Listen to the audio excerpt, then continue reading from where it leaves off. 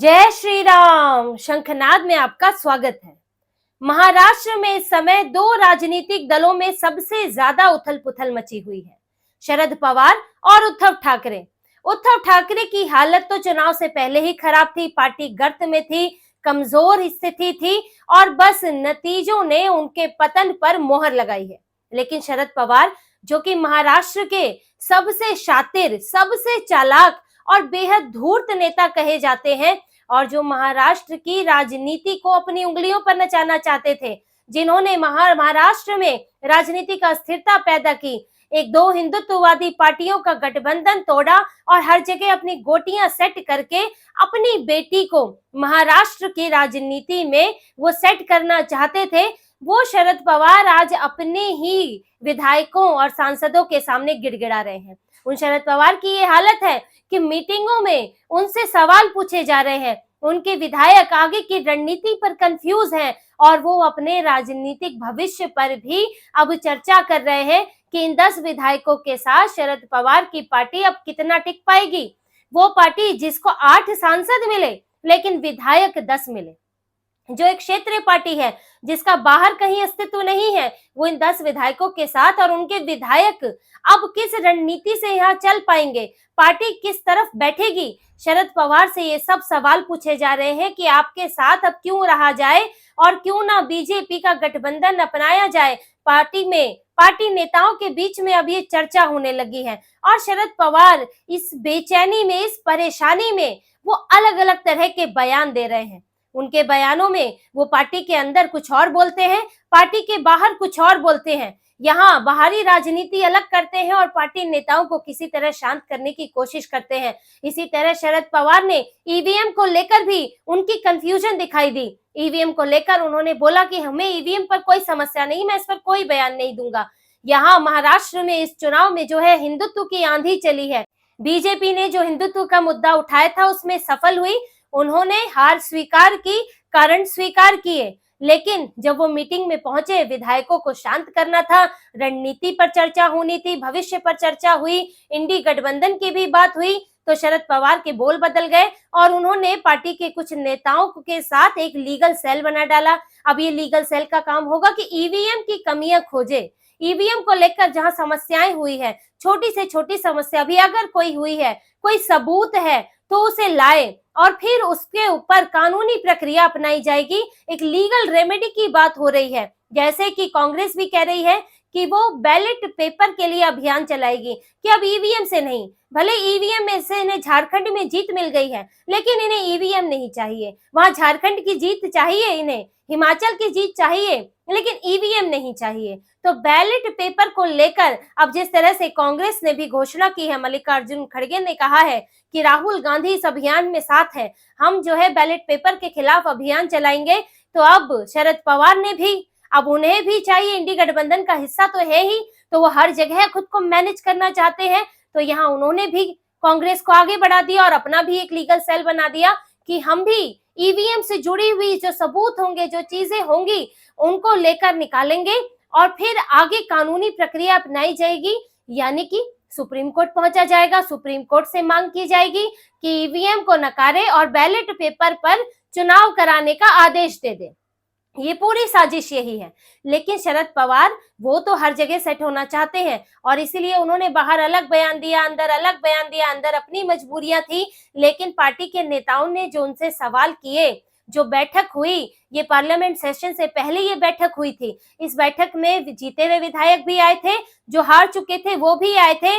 आंकड़ों पर भी चर्चा हुई, वजहों पर भी चर्चा हुई, बूथ लेवल के आंकड़े लाए गए और साथ ही शरद पवार से भी सवाल हुए। वहां रोहित पवार भी मौजूद थे और शरद पवार से यही पूछा गया कि आगे क्या करना है। अब शरद पवार, आगे की स्थिति उनके लिए तो बड़ी मुश्किल है। वो जिस अघाड़ी गठबंधन में बैठे हैं और जो उनकी पार्टी करती रही है तुष्टीकरण की राजनीति, उसको तो इस बार महाराष्ट्र ने नकार दिया है और उनके विधायकों को यही दिक्कत है कि अगर शरद पवार अब भी इसी तरह से तुष्टीकरण करते रहे, जातिगत राजनीति करते रहे, तो फिर उनके विधायकों को अपने क्षेत्रों में जाना भी मुश्किल हो जाएगा। उनके लिए वहां पर उन्हें हिंदुओं के विरोध का सामना करना पड़ेगा, क्योंकि इस बार जिस तरह से मुसलमान खुलकर सामने आए तो इन पार्टियों की हकीकत भी खुल गई। अभी आज तक इस सेक्युलरिज्म की आड़ में जो है हिंदुओं को बेवकूफ बनाते थे, उन्हें जातियों में बांटते थे। मराठा आंदोलन कोई जातिगत जनगणना कहेगा, लेकिन इस बार हिंदुओं ने इन सबको नकार दिया और एकजुट होकर महायुति को वोट दिया। अब इनका जो सेक्युलर का एजेंडा, जो इस्लामीकरण का एजेंडा जो है वो खतरे में पड़ गया है। अब इनके विधायक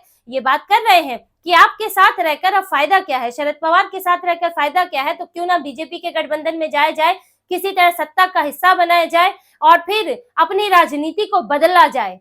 तो ये सब बातों के बीच शरद पवार अब जो है वो फंसे हुए हैं, जो सोच रहे थे कि अपने रिटायरमेंट की घोषणा करके किसी तरह यहाँ पर सत्ता पालूं और अपनी बेटी को सत्ता पर बैठा जाऊं। शरद पवार का एक ही मकसद रह गया है। देखिए 80 साल से ऊपर के नेता हो चुके हैं और उनकी बहुत उम्र हो गई है, वो राजनीति में बने हुए हैं, लेकिन वो अपनी बेटी को ये विरासत सौंपना चाहते हैं। लेकिन उनकी बेटी की स्थिति ये है कि वो उतनी लायक नहीं है। यहाँ की राजनीति को शरद पवार की तरह या कहीं अजीत पवार की तरह संभालने उतनी क्षमता उनमें नहीं है। इसीलिए शरद पवार को इस उम्र में भी इतना एक्टिव होना पड़ रहा है, जैसे कि राहुल गांधी उस लायक नहीं है, इसलिए मल्लिकार्जुन खड़गे जैसे बुजुर्ग आदमी को भी अध्यक्ष पद पर रहते हुए बेहोश हो होकर रैलियां करनी पड़ती हैं, पार्टी की जिम्मेदारी संभालनी पड़ती है। और इसीलिए शरद पवार अपनी बेटी को महाराष्ट्र की राजनीति में सेटल करना चाहते हैं। इसके लिए ही उन्होंने ये पूरा प्लान बनाया था, हिंदुत्ववादी पार्टियों को तोड़ने का, हिंदुओं को कमजोर करने का, विचारधारा की इस लड़ाई में लोगों को कंफ्यूज करने का। उनकी ये पूरी साजिश इसी के लिए थी। उन्होंने बड़ा दूरदर्शी विचार रखा। उन्होंने सोचा कि अगर दो हिंदुत्व की पार्टियां एक साथ रहेंगी तो फिर एनसीपी और कांग्रेस का भविष्य यहाँ नहीं है, और हिंदू अगर यहाँ पर इस तरह से एकजुट होते रहे तो फिर तो ये पूरी तरह से खत्म हो जाएंगे। इसीलिए उन्होंने शिवसेना को टारगेट किया, क्योंकि बीजेपी एक राष्ट्रीय पार्टी है, आप उसको नहीं तोड़ सकते, कमजोर नहीं कर सकते, बड़ी पार्टी है। यहाँ शिवसेना को कर सकते थे, क्योंकि बाला साहेब ठाकरे नहीं रहे थे, जो कि शरद पवार की नस नस से वाकिफ थे। उनके वारिस उद्धव ठाकरे जो कि राजनीति में कच्चे थे और अब भी बहुत उनको राजनीति की समझ लगता है कि नहीं हो पाई है, तभी उनकी ये स्थिति है। उन शरद पवार ने उन्हें भड़काना शुरू किया, उसमें डबल एजेंट जो संजय राउत भी उनके काम आए और उद्धव ठाकरे को भड़काया गया। 2014 में पहले तो वो अलग चुनाव लड़कर वो लाए 63 सीटें, बीजेपी सत्ता में आई, 122 सीटें लाई, अल्पमत की सरकार बनी। 122 सीटों के बावजूद भी सरकार बनी क्योंकि शरद पवार ने समर्थन दे दिया। आप सोचिए, शरद पवार ने बीजेपी को बाहर से समर्थन दिया, जो कि यहाँ हिंदुत्व की राजनीति के खिलाफ चुनाव लड़ते हैं।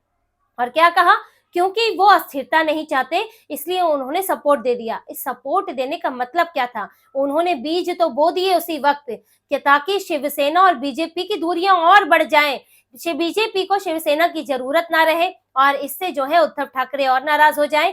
वरना तो शिवसेना उद्धव ठाकरे के पास, बीजेपी उद्धव ठाकरे के पास जा सकती थी कि 122 सीटें हैं, बाहर से समर्थन भी मांग सकती थी, लेकिन फटाफट शरद पवार ने समर्थन दे दिया और उद्धव ठाकरे से बीजेपी उस वक्त पूरी तरह अलग हो गई। लेकिन बाद में एकजुट शिवसेना के नेताओं ने ही उद्धव ठाकरे पर दबाव बनाया कि इस तरह से अलग थलग होने से कोई मतलब नहीं है, दोनों का एक ही एजेंडा है, एक ही तरह की विचारधारा वाली पार्टी है, तो उन्हें समर्थन देना चाहिए। उद्धव ठाकरे ने भी बीजेपी को समर्थन दिया और बाद में उनके ऊपर यह भी दबाव था कि आप सत्ता का हिस्सा रहिए, ये सत्ता से दूर भागने का मतलब नहीं है।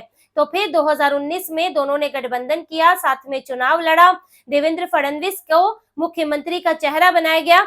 लेकिन वहां पर जब उद्धव ठाकरे को 56 सीटें आई, बीजेपी 105 सीट लाई और फडणवीस जो है मुख्यमंत्री बनने जा रहे थे, तो ऐसे में उद्धव ठाकरे के कान भरने शुरू हुए कि आपकी पार्टी खत्म हो रही है, अब छोटे भाई बन रहे हैं, बीजेपी आपको यहाँ खा जाएगी। और संजय राउत जो है तब तक उद्धव ठाकरे के करीबी बन चुके थे, सलाहकार बन चुके थे, उनकी बातों में आकर उद्धव ठाकरे ने गठबंधन तोड़ दिया और फिर एक अननेचुरल अलायंस में जाकर बैठ गए और शरद पवार जो है वो सफल हो गए। उनकी तो मंशा ही यही थी कि इन दोनों के, हिंदुओं के वोटों को बांट दो। शरद पवार यही चाहते थे और उन्होंने ये किया भी, लेकिन लोगों ने उनकी शातिरता को सिरे से खारिज कर दिया। और जो शरद पवार सोच रहे थे कि यहाँ पर हम एक हिंदुत्ववादी पार्टी को लाकर उसको खत्म कर देंगे, खत्म तो हो गई। जैसे उद्धव ठाकरे का विचार खत्म हो गया, वो यहाँ आते ही, अखाड़ी में आते ही उनको सेक्युलर कीड़ा काट गया और वो तुष्टीकरण करने लगे।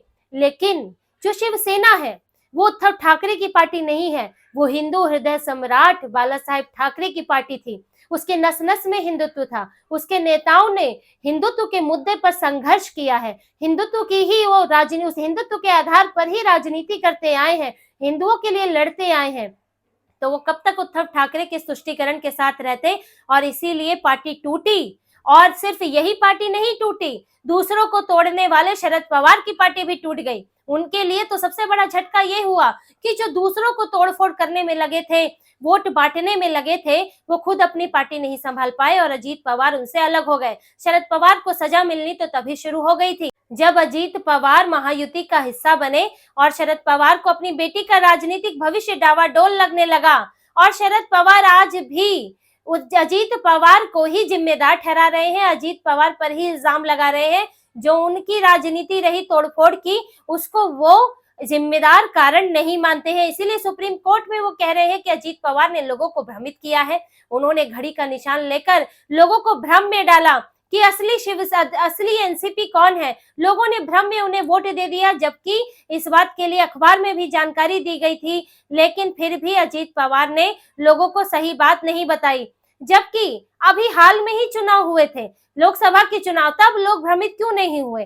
तब कोई सिंबल इतने दिनों में बदला तो है नहीं, तभी उन्हें सिंबल पर इन्होंने चुनाव लड़ा था। लेकिन तब शरद पवार को अच्छे वोट मिले थे, 8 सीटें हासिल हुई थी उन्हें लोकसभा में, और अजीत पवार को 1 सीट हासिल हुई थी लोकसभा में। तब इन्होंने ये बात क्यों नहीं कही कि आखिर लोग भ्रमित क्यों हुए? लोगों ने क्या तब भ्रमित होकर वोट डाला था?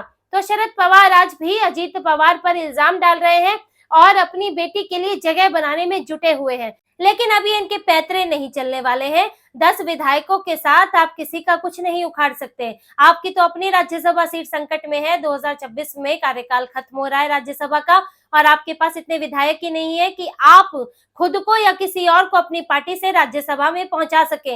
इतनी बुरी स्थिति में एनसीपी हो चुकी है। और वहीं इन्होंने उद्धव ठाकरे, जो इनके साथ इनके कहने पर चल रहे थे, जिन्होंने हिंदुत्व के साथ धोखा किया, उनकी स्थिति भी यही है। उनके विधायक भी अब यही सवाल पूछ रहे हैं, सोच रहे हैं कि इनके साथ रहने का हमारे पास अब क्या भविष्य है।